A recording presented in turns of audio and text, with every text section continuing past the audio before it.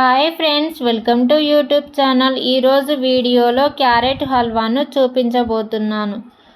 Carrot హల్వాకి నేను 1/2 kg క్యారెట్ను తీసుకున్నాను. ముందుగా క్యారెట్ను శుభ్రంగా వాష్ చేసుకొని క్యారెట్కు ఉండే మొదల్ని చివరిని కట్ చేసి పైన ఉండే పిల్ను తీసేయండి.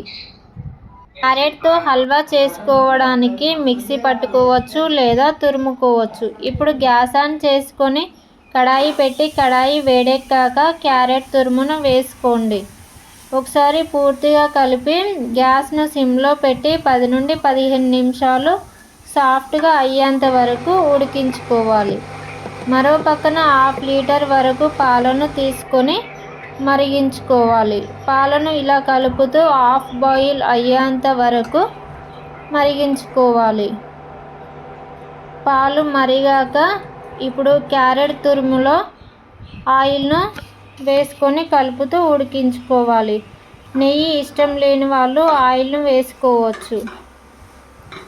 క్యారెట్ను ఇలా కలుపుతూ ఉడికించుకోవాలి. క్యారెట్ ఉడికిపోయాక ఇందులో 1/2 లీటర్ వరకు మరిగించి పెట్టుకున్న పాలను వేసుకోవాలి.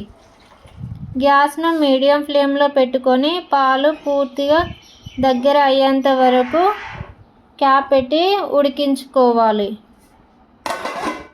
ఇప్పుడు పాలు దగ్గరికి అయ్యాక 1/2 కప్పు వరకు చక్కెరను వేసుకొని కరిగేంత వరకు కలుపుకోవాలి.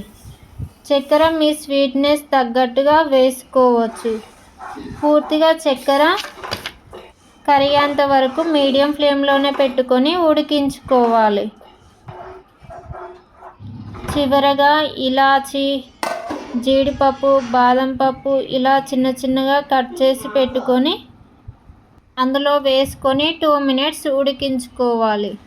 చాలా టేస్టీగా యమ్మీగా రెడీ అయిపోయింది. అంతే, ఇప్పుడు గ్యాస్ ఆఫ్ చేసుకోండి.